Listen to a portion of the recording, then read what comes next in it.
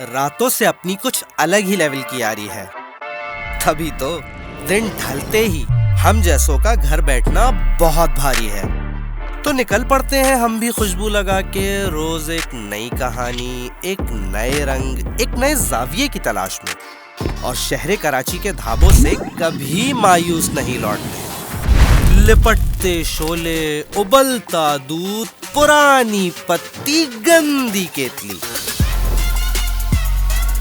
اور ہمارے لیجنڈری خان بھائی کے انمول ہاتھ مل کے ایک ایسا شاہکار آئٹم تیار کرتے ہیں جو ہم کراچی والوں کے لیے 8ویں عجوبے سے کم نہیں. سچ پوچھو تو خان کی چائے سے زیادہ ضروری وہ ڈھابا ہوتا ہے جس سے ہمارا ایک اترنگی سا رشتہ ہوتا ہے، جہاں چائے کے ساتھ سٹے پہ زور زور سے دیوانہ وار ہنسنے پہ اور دماغ کی بتی جلانے پہ کوئی پابندی نہیں ہوتی. یہ ڈھابے بجھتے ہوئے کراچی میں ہونے کے باوجود بھی ہمارے لیے ہمیشہ روشن رہتے ہیں. اور سب سے بڑھ کے یہاں ہم جیسے قیدی بھی خود کو آزاد محسوس کرتے ہیں. یہاں تمہیں بیک وقت کئی کہانیاں الگ الگ پیچ و تاب سے گزرتی ہوئی دکھیں گی. کسی ٹیبل پہ ایک ملینیل مجنون اور اس کے 2-4 پرسانے حال دکھیں گے، تو کسی میز پہ ایک عاشق ان پروگریس دکھے گا جس کا ایک سنگل دوست اسے محبت میں کامیاب ہونے کے مشورے دے رہا ہوگا. کہیں پہ دین کے اہم مسائل زیر بحث ہوں گے، تو کہیں کچھ کرم جوش نوجوان ایک دوسرے کی اماں بہن پہ آ جائیں گے. یہ وہ کرامتی جگہ ہے جو کو ایگزسٹنس کا جیتا جاگتا ثبوت ہے.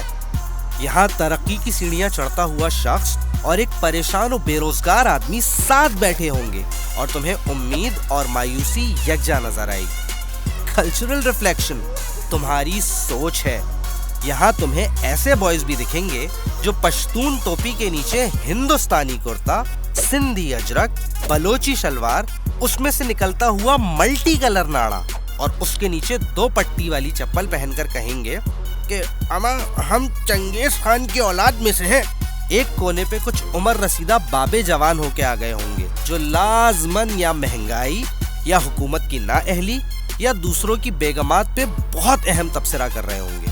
اچانک ایک بچہ کتابیں اٹھائے نمودار ہوگا اور بولے گا میں مانگنے والا نہیں، میں تو بس مجبور ہو کے آیا ہوں. اور ایک خوفناک سا کتھئی دانتوں والا لونڈا اس کو ڈانٹ کے ایسے فخری انداز میں اپنے دوستوں کو دیکھے گا جیسے باہوبلی کو اسی نے مارا ہو.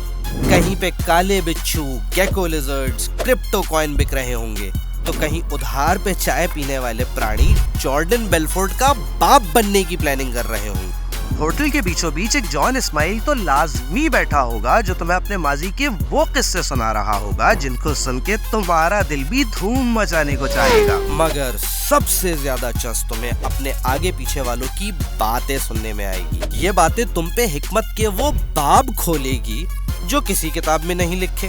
مثلاً پچھلے ہی دنوں میں نے اپنے محلے کے پرچون والے کو یہ کہتے سنا کہ برموڈا ٹرائنگل ایک خفیہ سرنگ ہے جو بلیک ہول تک جاتی ہے اور اس کے ذریعے فری میسنز دجال سے ملنے جاتے ہیں.